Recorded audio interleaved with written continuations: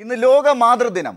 അമ്മിഞ്ഞപ്പാലിൻ്റെ മധുരവും അമ്മയുടെ സ്നേഹവും നുണയാത്ത ആരും ഉണ്ടാവില്ല ഈ ഭൂവിൽ.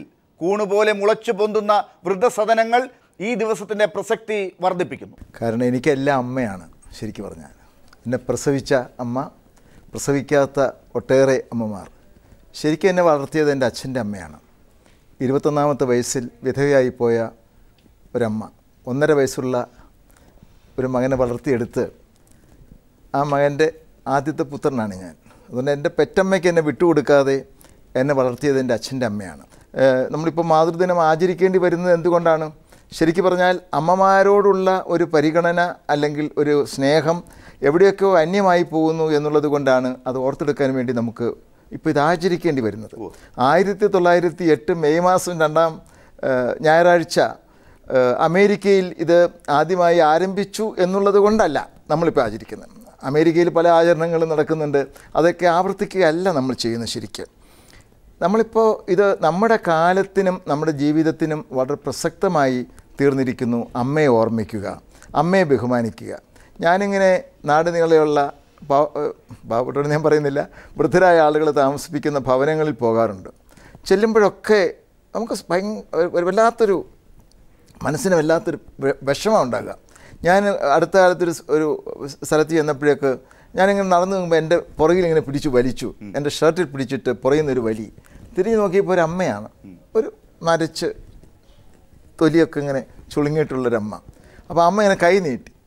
ഞാൻ പെട്ടെന്ന് കൈ രണ്ടും ചേർത്ത് എൻ്റെ കവിളിൽ ഇങ്ങനെ പിടിപ്പിച്ചു. അപ്പോൾ അത് നടത്തിക്കുന്ന ആൾ പറഞ്ഞു, ആ അമ്മയുടെ മകനാണെന്നാണ് സാറിനെ കണ്ടപ്പോൾ വിചാരിച്ചിരിക്കുന്നത്. മുറിക്ക് പുറത്തേക്ക് ഇറങ്ങാൻ സാധിക്കാതെ, ഒരു വോയിസും ഇല്ലാതെ, സ്വന്തക്കാരെ അടുപ്പിക്കാൻ പറ്റാതെ അങ്ങനെ ജീവിക്കുന്ന ഒരുപാട് അമ്മമാരുണ്ട്. അപ്പോൾ ശരിക്കും നമ്മൾ തിരിഞ്ഞു നോക്കേണ്ട ഈ മാതൃദിനം, എന്തുകൊണ്ട് മാതൃദിനം? സാർ പറഞ്ഞ പോലെ അമേരിക്കയിൽ തുടങ്ങി എന്നുള്ളത് കൊണ്ട് ഒരു വെസ്റ്റേണൈസേഷൻ്റെ ഭാഗമായിട്ട് നമ്മൾ ഇത് ഉൾക്കൊള്ളുന്നു എന്നുള്ളതല്ല. ഇന്ന് നമ്മുടെ സമൂഹത്തിൽ ഇതൊരു ആവശ്യമാണ്. ഇതൊരു കൺവെൻഷൻ്റെ അല്ലെങ്കിൽ ഒരു കൺവെൻഷനാക്കി മാറ്റുന്നതിൻ്റെ ഭാഗമായിട്ട് ഒന്നുമല്ല. പക്ഷേ നമ്മുടെ അമ്മയെ ഓർമ്മിക്കുക, ഈ ഒരു ദിവസമെങ്കിലും നമ്മുടെ അമ്മ എന്താണ്, നമ്മുടെ അമ്മയ്ക്കുള്ള പ്രാധാന്യം എന്താണ് എന്നൊരു ഓർമ്മപ്പെടുത്തലിന്റെ ദിനമായിട്ടാണ്. തീർച്ചയായിട്ടും അമ്മയുടെ അടുക്കൽ നിന്നും എനിക്ക് കിട്ടിയ ട്രേറ്റ്സ് ആണ്, ക്വാളിറ്റീസ് ആണ്, കലയുടേത് ഉൾപ്പെടെ. അതേപോലെ തന്നെ ലോകത്തുള്ള ഒരുപാട് അമ്മമാരുടെ ആശീർവാദം, അനുഗ്രഹം, സ്നേഹം, ഇതൊക്കെയാണ് എന്നെ മുന്നോട്ട് നയിക്കുന്നത്. ഇത് ആഘോഷിക്കേണ്ട ഒരു ദിനം തന്നെയാണ്. ലോകത്ത് ഒരുപാട് അമ്മമാര് വിഷമിക്കുന്നുണ്ട്, വേദനിക്കുന്നുണ്ട്. ആ വേദനകളിൽ നിന്നും അവർക്ക് മോചനം നേടാൻ ഇതേപോലുള്ള ഈ ദിനങ്ങൾ ആഘോഷിക്കുമ്പോൾ അവർക്ക് കിട്ടുന്ന റിലീഫാണ് എന്നെ സംബന്ധിച്ചിടത്തോളം ഏറ്റവും വലിയ കാര്യം. Man is known by the company he keeps എന്നാണ് പറയുന്നത്. നമുക്ക് ചുറ്റും നമ്മൾ ഇടപഴകുന്നത് നല്ല കുട്ടികളുമായിട്ടാണെങ്കിൽ നമ്മുടെ അമ്മമാരോട് നമുക്ക് കൂടുതൽ ആദരവ് ഉണ്ടാകും, സ്നേഹം ഉണ്ടാകും. നേരെ മറിച്ച് നമ്മുടെ സുഹൃത്തുക്കൾ, ഈ അമ്മയിലൊന്നും കാര്യമില്ല, അച്ഛനിലൊന്നും കാര്യമില്ല, പുതിയ ജനറേഷൻ എന്ന് പറഞ്ഞിരുന്നാൽ അതിലൊന്നും ആ സെന്റിമെന്റ്സിലൊന്നും ഒരു കാര്യമില്ല എന്ന് പറയുന്നിടത്താണ് താളപ്പിഴകൾ ഉണ്ടാവുന്നത്. ഇവിടെ അമ്മമാരും മക്കളുടെ പുതിയ ഒരു എന്താ പറയാ ജനറേഷന്റെ അവരുടെ ടേസ്റ്റുകളോടൊത്ത് അമ്മമാർക്കും നിൽക്കേണ്ട ഉത്തരവാദിത്വമുണ്ട്. കാരണം പരിമിതികളുണ്ട്. അമ്മമാര് മോനെ നീ മാമ്പഴ പുളിശ്ശേരി കഴിക്കണം എന്ന് നിർബന്ധിക്കാൻ ഇന്നത്തെ കാലത്ത് പറ്റില്ല. അവന് ചിലപ്പോൾ വേണ്ടത് ഫ്രൈഡ് റൈസ് ആയിരിക്കും. ഒരു ഘട്ടത്തിൽ എൻ്റെ അച്ഛൻ പറഞ്ഞു, അവൻ ഇനി കോളേജിലൊന്നും പോയി പഠിക്കണ്ട, 10 ക്ലാസ് വരെ പഠിച്ചാൽ മതി. എൻ്റെ അന്നത്തെ ഒരു നല്ല നടപ്പ് ആവശ്യമായിരുന്ന ഒരു ജീവിതമായിരുന്നു എൻ്റേത്. ഇച്ചിരി വിപ്ലവമൊക്കെ കൂടുതൽ കയറി നിന്നൊരു വിദ്യാർത്ഥി ജീവിതമാണ്, സ്കൂൾ ജീവിതമാണ് എൻ്റേത്. എൻ്റെ അച്ഛൻ പറഞ്ഞു, അവനെ ടെക്നിക്കലായിട്ട് എന്തെങ്കിലും പഠിപ്പിച്ചിട്ട് ബോംബെക്ക് അയക്കാം, അന്നത്തെ ഒരു രീതി അനുസരിച്ച്. കോളേജ് വിട്ട് വഷളാക്കണ്ട എന്ന് പറഞ്ഞപ്പോൾ സ്കൂളിൽ പഠിച്ചിട്ടില്ലാത്ത എൻ്റെ അച്ഛമ്മയാണ് പറഞ്ഞത്, അവനെ കോളേജിൽ വിട്ട് പഠിപ്പിക്കണം.